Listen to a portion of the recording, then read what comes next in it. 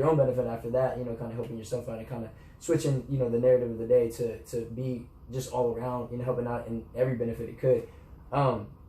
You know, going forward with that, what is your mindset in general with the running community in just the southern Louisiana area? Do you think it's kind of growing here from when you got here maybe 3 years ago?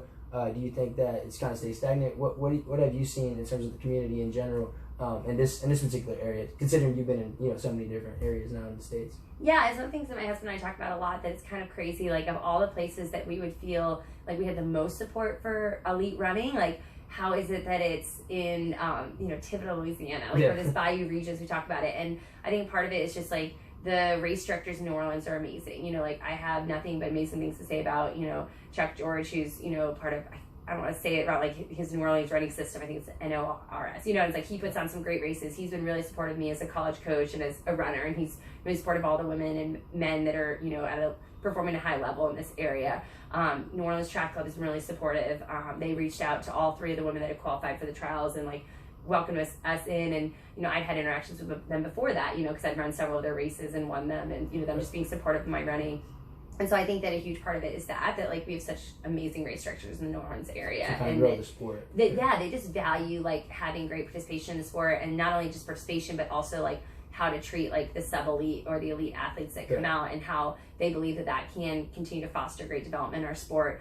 I think also for us, like meeting, you know, Jory Billiot, who's an alum of the program, and being able to come up with this Gator Racing Club, you know, Ryan, my husband, and him really like kind of took that on. I said, you know, I've got a lot going on with the team, but I'm going to be a part of that group in any way that I can, and it's really grown into this actual like racing club of all different levels and abilities, and it's really inspired a lot of people to be competitive, you know, and that's okay to want to go to a race and like not only beat your own time but also try to beat some people for your age group, or to win an overall award. Like that's what can be fun about this sport. And so I think that that's what I've enjoyed about that group, and that they're so supportive of like the elite people in that group, you know. And so you know, it was a little bit bittersweet that I didn't get to be part of like the elite racing team that they had for Rock and Roll in New Orleans half marathon this past weekend, but I'd gotten contacted by Rock and Roll, I guess just because they see me as like someone in this area. I'd run the race 2 years ago. Like they were trying to find club teams that wanted to race, and they reached out to me, and we were able to line up a men's and a women's team. And the women's team actually got 3rd place and won prize money. And all the women from that, you know, that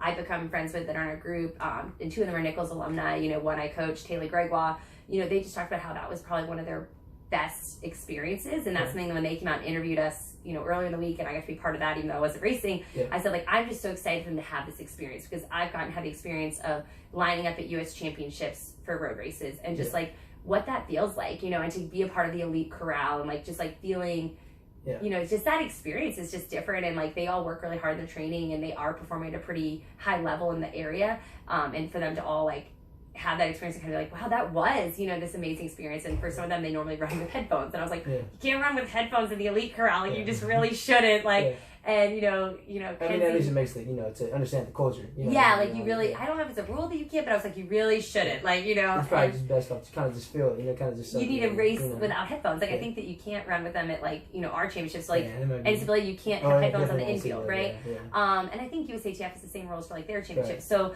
it's kind of like, well, I'm like, you really shouldn't, like I don't know the exact rule for this race, but like if you're in the elite corral, like they started the elite start ahead of time, which so for a lot of those women it was like they normally have a lot more men around them in races, and you know, to be in the elite field. I know for me going to some US championships when the women started separate, like I was at the back of the field still, you know, so it's like to think like that experience for them, but they all really embraced it. And the one that was most nervous, Kenzie, about not running with her headphones, she ran a minute PR.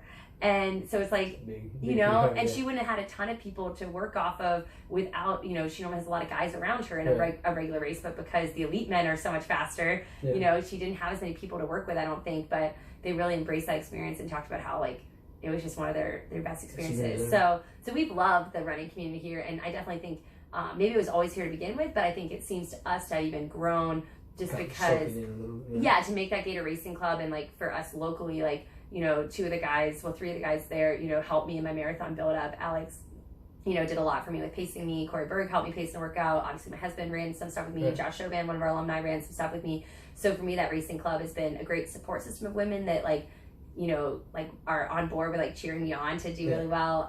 And I cheer them on, and then having a men's team that like is willing to help me get to the next level and really I don't think I would have qualified for the trials without some of the workouts that Alex based me in. Those were huge. Most definitely. So yeah. Most definitely. As you're so, of course, like you're just so busy, of course, with the family at home, your job, and then of course going to part of the job being going out to several different locations for training the athletes, and then coaching the athletes at several different race events. Is it kind of hard, or is it easy to continue having the passion of running in general?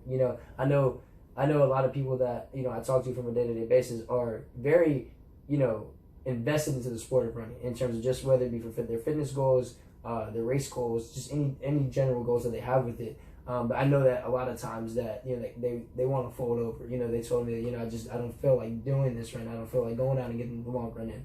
I don't feel like going out to get this workout just because I just don't feel it. And I think that at times maybe I've kind of had that before. I know I had that when I was at a low point in my running career. I even thought about not even thinking that it was for me anymore. Has there been any moment in time within the past years or so to where that's happened for you? And if that has, or if it hasn't, what do you usually do in order to get yourself out of that out of that area and keep that passion burning to what it needs to be in order for you to be as successful as what you've been thus far? I think for me, there's definitely times when I was younger in my running career and in a low spot, like you said, that it's been hard to get out the door, but I never give myself the option of not getting out the door. So I think that is part of my character and what I have as a building stone, that I didn't take a lot of off days in high school and college. I was a high mileage runner, and I just ran when I was supposed to run. And now did I always perform at the level I should perform at? No, but that's where I told you I had all the mileage in the bank, that I always got out the door and did what I was supposed to do. Now maybe the workouts weren't as high quality as they were supposed to be, but if I was supposed to get out the door and run 10 miles, I got out the door and ran 10 miles. So I was supposed to double, I got out the door and doubled, right? But then I think as a coach, what I've done, it's really worked well since coming here, and I think I did it at McNeese as a grad assistant as well. But I think it comes back to the support system you have around you. So, when I was a grad assistant at McNeese, Coach Gilroy really supported me running well, how it could fit into the team and benefit the women. And then, hey, if I could run fast, that was just the icing on the cake. And so I paced a lot of workouts for those girls. But then would add on myself, and whenever I could get a chance to go and race, Coach Gilroy supported that. And so I think that Coach Gilroy kind of fostered that good environment for me. And I was getting coached by Coach Bell from Syracuse at that point, my college coach. And so he was flexible too. It was well, here's the days I can get this in, here's where I get in. And that's where I kind of realized knowing my own body and being honest, I wanted to get in training, but if I felt crappy, well, what's the point in going to grind myself in the ground? And so Coach Bell and I did have a good system going where I was able to get in some good quality sessions myself, but then also help pace the women, get in mileage. And that's why I ran my first 90-mile weeks. And it was a lot of it was getting in mileage with the women, but then I also would sometimes get up at 4 a.m. to run a workout before the girls' regular run. So then I would run a 6-mile cool down and get this big mileage day in, because they'd be wait, what time did you get up, coach? I'm I was up at 4. I ran this part in the neighborhood, and then I came and met y'all at the rec center to go run our regular run. And that's when I started that, and I think I took the job at UNT, and my own running took a little bit more of a back burner. And I think coming back here, just the support system's been amazing. And for our administrators, even our university president, the marketing department here, they see the value of me being out in the community. I think when you're in a smaller school too, they want our basketball coaches and football coaches and baseball coaches out in the community and getting our programs exposure, whether that's from them having camps and clinics or speaking at events, things like that. So I think that our administrators here have made me feel part of as a track and cross country coach, getting myself out in the community is going to local road races. That's a huge part of where our alumni might be, where some of our supporters might be. And we've done a really great job fundraising for our program the past 3 years. And a huge part of that, I think, has come from connections I've made in the local running community, and so I met some of our alumni at local road races. That's how I've kind of, made these connections. I always wear my Nichols stuff in addition to my Gator racing stuff, right? And so, for me, that's just been a huge thing that they're supportive of it. And me being in the paper for my own running stuff, it always mentions it was, the headline for the Olympic trials was Nichols coach qualifies for Olympic trials. And so shows relevance, that it's I firmly believe that's one of the ways I can get our brand out there and make more people realize what we're doing here at Nichols. And whenever I can highlight what our athletes are doing, that's what I'm doing, but getting those extra opportunities to talk about our program because of something I did in the running world. I got to be on, be interviewed on the news in July with the same segment that our men's basketball coach got interviewed at. Well, they wouldn't have interviewed me about the cross country season. I don't think, unless we'd won conference the year before or something like that, you know, but we're rebuilding, we're getting going. And because I qualified for the trials, you know, they asked to do, you know, a segment with me, and I got to mention our cross country team and the upcoming season. And like, so I think that I just, you know, I was a PR major, right? And so I just look at it like it's good PR for our program. Like, I love running, I love racing, but anytime I can be at an event in this area and have our Nichols brand on and have people realize that our program has a coach that's exciting, has an administrator that's excited about it, you know, like, we're getting recognition for our program and getting more resources to continue to have our program make an upward trajectory. Definitely. So, you know, I know going forward, and for myself, you know, of course, given, you know, one full eligible year, you know, for Nicholas, I'm very excited, you know, to compete, you know, under you officially full time.